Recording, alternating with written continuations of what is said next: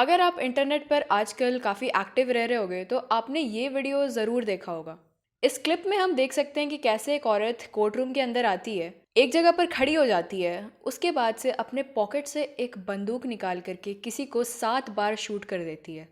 ये वीडियो एक रिप्रेजेंटेशन है एक एक्चुअल इंसिडेंट का जो 6 मार्च 1981 को जर्मनी के ल्यूबेक सिटी कोर्ट रूम में हुआ था। आपके मन में भी कई सवाल होंगे, तो चलिए जानते हैं कि आखिर इस औरत ने ऐसा क्यों किया, इसके पीछे के क्या कारण हो सकते हैं। Hi everyone, I am Aanchal and you are watching evil minds.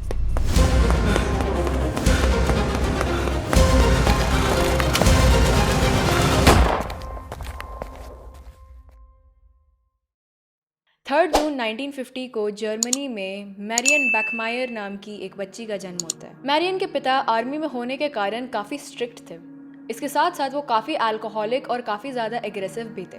उनका ये एग्रेशन मैरियन और उसकी माँ के प्रति भी था। That led to a lot of physical and verbal violence. पर कुछ समय बाद मैरियन के पेरेंट्स का डिवोर्स हो जाता है। मैरियन शुरू से ही एक फ्री स्पिरिटेड, ओपन माइंडेड लड़की थी और उसकी माँ की दूसरी शादी होने के बावजूद उसके अपने स्टेप डैड से भी उतना कुछ खास नहीं बनता था। Again leading to constant arguments, और ऐसे ही चलते चलते मैरियन को एक दिन उसकी माँ ने अपने घर से निकाल दिया। Feeling unloved and not cared enough, Marion was lonely, जिसके कारण बहुत ही छोटी उम्र से ही मैरियन सेक्सुअल एक्टिविटीज़ में इंडल्ज्ड थी। और 16 साल आते आते Marion got pregnant with a girl child. क्योंकि उसके पास कोई सपोर्ट सिस्टम नहीं था, कोई सोर्स ऑफ इनकम नहीं था to provide for the baby, उसने उस बच्चे को अडॉप्शन सेंटर में दे दिया। 2 साल बाद she again fail in love and she got pregnant again. वो ना ही एक अच्छे फाइनेंशियल स्टेट में थी, ना ही अच्छे एक मेंटल स्टेट में थी, and she was stressed a lot. वो जो प्रेशर था उसका उस बच्चे को पालने को लेकर के, दैट वॉज वेरी मच। इसलिए वो अक्सर क्लब्स में जाया करती थी, थोड़ा ड्रिंक करती थी अपने उस सैडनेस और अपने उस स्ट्रेस को रिलीव करने के लिए।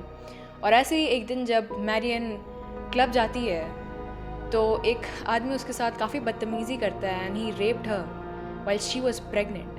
बहुत ही मुश्किल से Marian coped up with this trauma, और जब उसका बच्चा होता है she again gave it away to adoption centre. कुछ समय बाद मैरियन अपने लिए एक बारटेंडर की नौकरी ढूंढती है at a restaurant that was owned by a man named Christian Berthold. Marion का क्रिश्चियन के साथ काफ़ी ऑन ऑफ रिलेशनशिप चलता रहता था। Although Marion loved Christian but they were not serious about it. जिसके बाद she got pregnant for the third time. और इस बार उसके दिमाग में काफ़ी सारी चीज़ें चल रही थी। ऐसे भी उसकी लाइफ उतनी कुछ खास थी नहीं, हमेशा से ही उसने अकेले रहना सीखा है, बहुत मुश्किलों से उसने अपने लिए नौकरी ढूंढी है, वो अपने आप को सपोर्ट करती थी, 2 बच्चों को उसने ऑलरेडी अडॉप्शन सेंटर में डाल रखा था। इस बार वो सोचती है कि अगर वो इस बच्चे को पाल लेती है तो क्या पता उसकी लाइफ ट्रैक पर आ जाए। अगर उस पर एक रिस्पॉन्सिबिलिटी आएगी तो क्या पता वो सुधर जाए, वो अच्छे से वो जीना स्टार्ट करे। लेकिन उसके अंदर ये एक डर था कि क्रिश्चियन शायद उसका सपोर्ट ना करे। Maybe Christian was not ready for a child. That's why she decided to keep the baby और provide for the baby alone. वो अकेले ही इस बच्चे को पालने का डिसीजन लेती है। 14 नवंबर 1972 को मैरियन अपनी बेटी को जन्म देती है, एना बैकमायर, जिसके बाद she decides to sterilise herself. इस पॉइंट पर Marian was a single mother, उसकी एक बेटी थी। She had an on off relationship with Christian, जो कि सीरियस नहीं था, वो ऑन ऑफ चलता रहता था। कभी उन लोग रिलेशनशिप में आते थे, then they used to break up, उसके बाद वापस से वो रिलेशनशिप में आते थे। It was not stable, it was not serious at all. उसके बाद उसके पास एक नौकरी थी, that was the job of bartender. इन सब का उस पर काफ़ी ज़्यादा असर पड़ा। She was already stressed her whole life, और इस बच्चे के आने के बाद उससे लगा था कि उसकी लाइफ सुधर जाएगी, लेकिन थिंग्स गॉट वर्स अगेन। मतलब she started drinking, she started partying again to a point where she started regretting having a baby in the first place. मतलब उसे अभी भी ऐसे थॉट्स आते थे कि काश उसने ये इस बच्चे को भी अडॉप्शन में दे दिया होता या फिर डे केयर में दे दिया होता। Just things were not right. Marian जिस रेस्टोरेंट में काम करती थी उसी रेस्टोरेंट में एना का काफ़ी समय गुजरता था, बिकॉज उसके पास उसका देखभाल करने के लिए और कोई नहीं था except his mother. So she grew up in a bar. जब मैरियन और क्रिश्चियन का ऑन रिलेशन होता था, that was the only time जब एना को बाहर घूमने को मिलता था। They used to go out of the city. लेकिन जब ऑफ रिलेशनशिप होता था, then the same old life. ऐसे चल करके 7 साल की उम्र में Anna started taking care of herself. मतलब वो इतनी मैच्योर थी 7 साल की उम्र में कि वो खुद का ध्यान रख लेती थी। एना अपना ज़्यादातर समय पड़ोसियों के घर में बिताती थी, उनके पेट से खेलती थी, सड़कों पर घूमती थी, अकेले स्कूल जाती थी, अकेले बस पकड़ती थी, while her mother used to sleep through the day. रात भर काम और पार्टी करने की वजह से she used to sleep through the day. Marian के पास एक वोक्सवैगन थी जिसमें काफ़ी पेंटिंग्स थे, जिसके लिए उसे एक इंटरव्यू के लिए भी अप्रोच किया गया था और जिसके कारण काफ़ी समय वो वहाँ पर भी बिजी रहती थी। तो she had little to no time for her daughter. एक दिन एना और मैरियन की लड़ाई होती है और गुस्से में एना घर से चली जाती है। ऐसे छोटे मोटे आर्ग्यूमेंट्स होते रहते थे, इसलिए मैरियन ने उतना कुछ ध्यान नहीं दिया। मैरियन को लगा कि एना स्कूल चली गई है, लेकिन वो स्कूल स्किप करने का सोचती है और अपने फ्रेंड के घर जाने का प्लान करती है। लेकिन उस दिन उसके फ्रेंड्स घर पर नहीं थे, that's why she decided to get back home. अब शाम हो चुकी थी, मैरियन को चिंता लगी हुई थी अपनी बेटी की, अभी तक वो स्कूल से नहीं आई थी। बहुत इंतज़ार करने के बाद मैरियन फाइनली पुलिस स्टेशन जाती है। मैरियन पुलिस स्टेशन जाकर के अपनी बेटी की मिसिंग रिपोर्ट लिखाती है और कोइंसिडेंटली उसकी पड़ोसी भी अपने फियांसे की रिपोर्ट लिखाने आती है। और अब एक बहुत ही शॉकिंग बात सामने आता है। अब हुआ कुछ ऐसा था कि मैरियन जहाँ रहती थी उनके पड़ोस में एक और कपल रहते थे और they had a pet cat जिससे एना अक्सर खेला करती थी। अब जब उस दिन एना अपने दोस्त के घर से वापस आ रही थी तो अपने घर ना जा कर के वो क्लॉज ग्रेबोस्की जो उनका पड़ोसी था उनके घर जाने का प्लान करती है to play with their cat. Klaus उसे अपने घर पर इनवाइट करता है और इस पॉइंट पर क्लॉज की फियांसे घर पर नहीं थी। एना को इनवाइट करने के बाद क्लॉज उससे थोड़ी बातचीत करता है, उसको काउच पर बिठाता है और फिर क्लॉज एना को काफ़ी मारता है और फिर जब एना अनकॉन्शियस हो जाती है तो क्लॉज एना का रेप करता है। उसके बाद अपनी फियांसे के स्टॉकिंग से एना को स्ट्रैंगल करता है और इसी मोमेंट पर क्लॉज की फियांसे घर पर आती है। क्लॉज की फियांसे उसे ऐसा करते हुए देख लेती है। क्लॉज उसे समझाने का कोशिश करता है कि उससे गलती हो गई है and they can get away with it, किसी को कुछ भी नहीं पता चलेगा।